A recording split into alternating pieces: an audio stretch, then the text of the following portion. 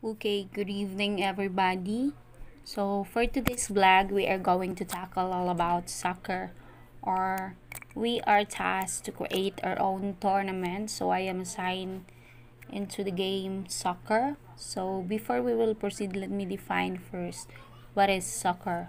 So soccer is a game played by two teams of 11 players with a round ball that may not be touched with the hands or arms during play except by the goalkeepers.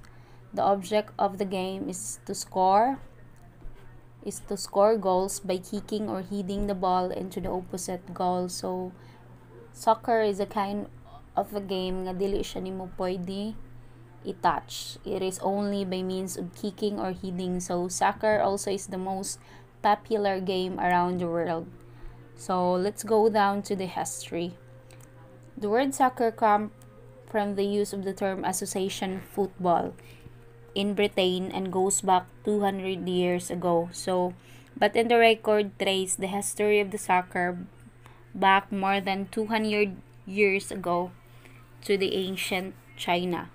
Greece, Rome, and the other parts of the Central America also claims to have started the sports, but it was the England that the transition of soccer, or what the British and many other people around the world call football, into the game we know today.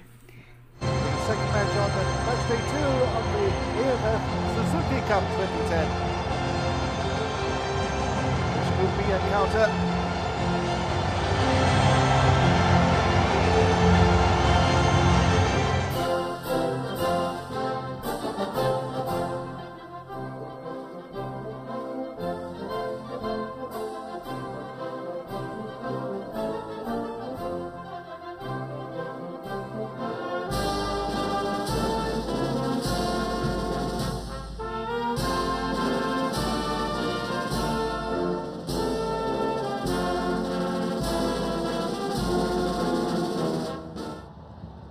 Stadium almost filled to capacity.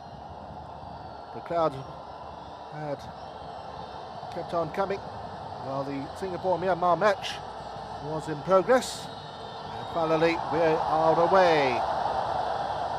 Vietnam in red, attacking to go to our right against the Philippines.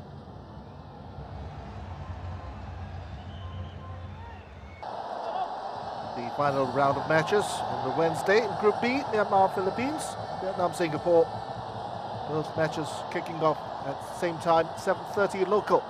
So Philippines go looking for the opening goal. That wasn't too far away. The goalkeeper is not the Vietnamese captain. That wasn't too far away.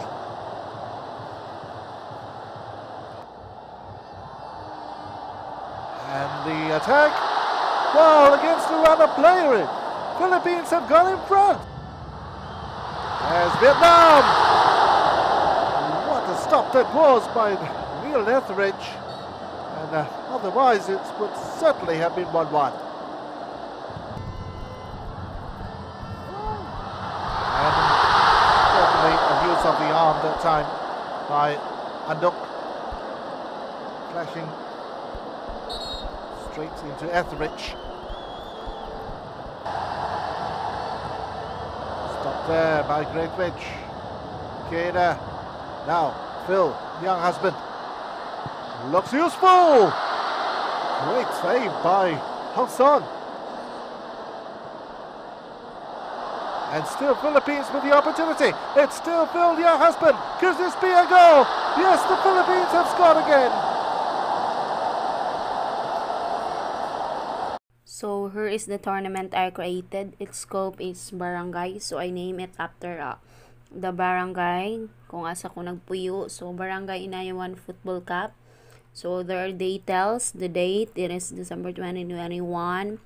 Then the type of tournament I am going to use, the round robin type, then the themes. So the names of the themes are named after the satios of the Barangay Inayawan.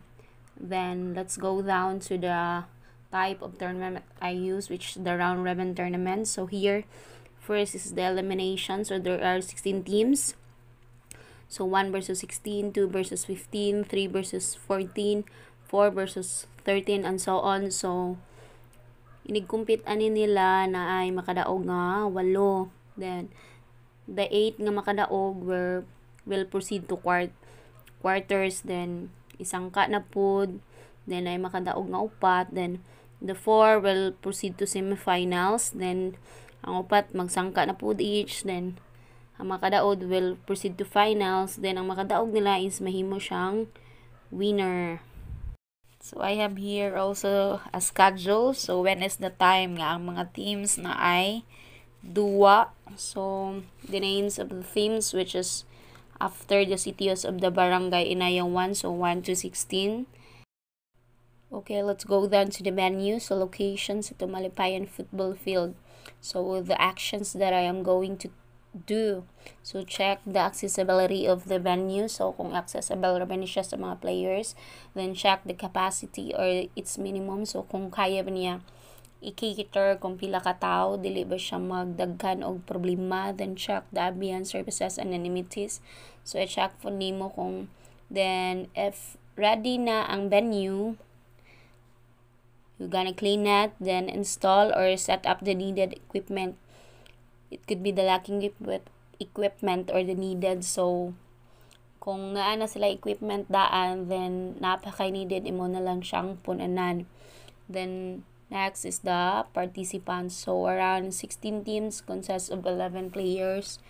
Then estimated is around 500 to 600 person ang mo attend. So actions that I am going to take. So must ready the names of each team and its player together with the requirements needed. So dapat ang ilang mga requirements or unsa pa na diha nga mga butang kinahanglan o kina-ready na siya.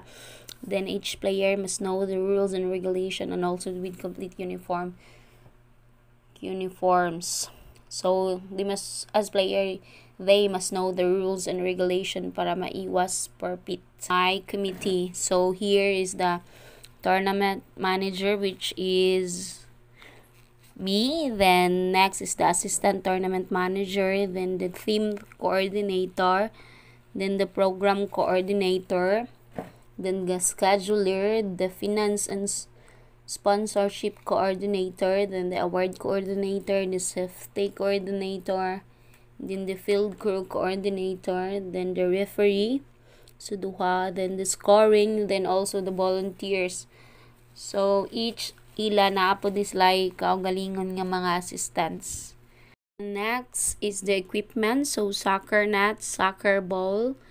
So para sa dula ni, then scoreboard, record book, so para listahan, then whistle, then watch, chair, table, fins, microphone, sound system or the speaker. So mao ni siya gamiton para sa track, sa time, also for the announcement of the scores. Then the water jar kung huwan, then tents kung init mag-install.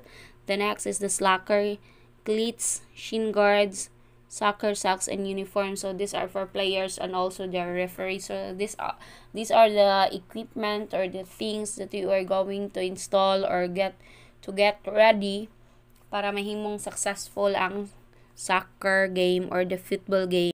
Then let's go down to the estimated budget. So first, we have the resources. So kung asa gikuha ang fans or the money that we are going to spend in the entire tournament. So first is the barangay fans per sport. So this could be the allotted fans for the SK chairman for the SK chairman project. The next is the donation. So maybe, or for examples, the barangay officials will donate an amount. The next is the sponsor. So for example, Nature Spring, Gatorade, or any other company will sponsor the tournament. Then let's go down to the aspects that the money we are going to spend. So asa na to i-allot ang kwarta.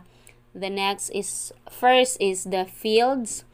So it is the venue. So ang venue dire is for free since it is a field nga nabelang sa sitio dire sa Barangay Inayawan. The next is the facilities. So around is around 350 to 750 person in the tournament. So total cost would be 80,000 for the entire game. So it could be the per person is 100 to 150 pesos. The next is the equipment. So ang galastuan or the things that we are going to buy para sa setup and other things na kinahanglanon. So it is around 70,000 pesos. The next is the food and water. So pinaka-importanting aspects. So snacks for the players, the referees, and other committee. Then the water supply for the players. It is around 80,000 pesos budget for the entire game. Then next, as other considerations, so it is around 50,000. This could be the prizes and the trophies and other things nga kinahanglanon.